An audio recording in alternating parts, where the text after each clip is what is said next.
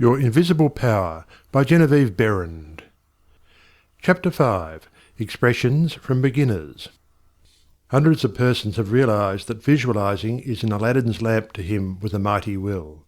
General Foch says that his feelings were so outraged during the Franco-Prussian War in 1870 that he visualized himself leading a French army against the Germans to victory.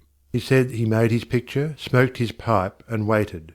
This is one result of visualizing we are all familiar with.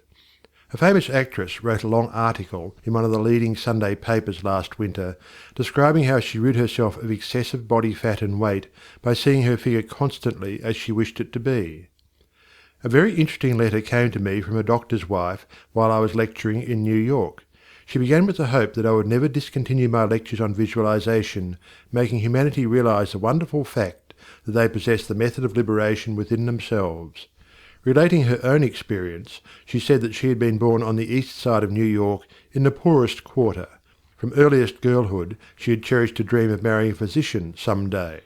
This dream gradually formed a stationary mental picture. The first position she obtained was in the capacity of a nursemaid in a physician's family.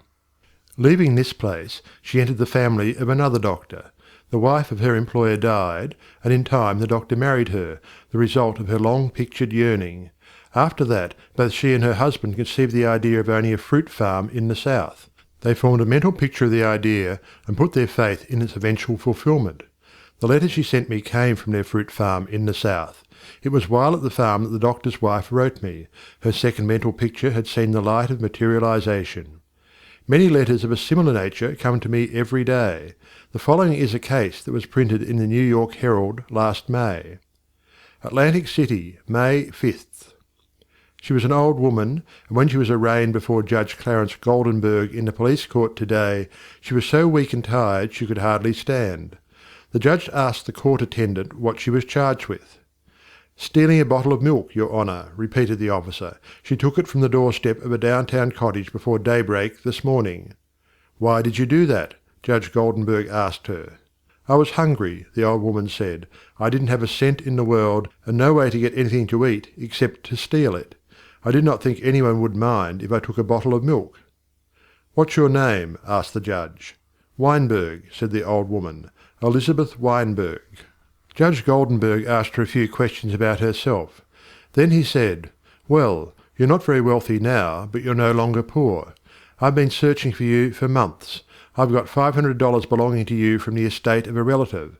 I'm the executor of the estate." Judge Goldenberg paid the woman's fine out of his own pocket and then escorted her into his office, where he turned the legacy over to her and sent a policeman out to find her a lodging place.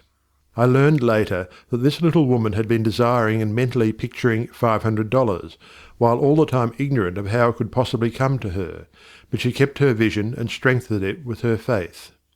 In a recent edition of Good Housekeeping there was an article by Addington Bruce entitled "Stiffening Your Mental Backbone."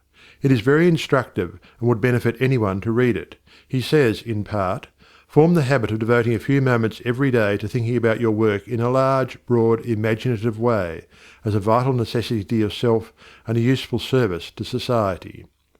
Huntington, the great railway magnate, before he started building his road from coast to coast, said that he took hundreds of trips all along the line before there was a rail laid.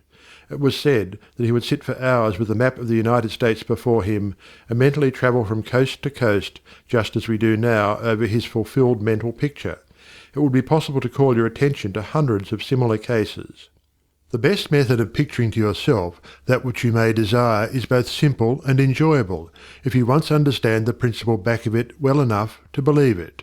First, and above everything else, be sure of what it is you really want. Then specialize your desire along these lines. End of chapter 5.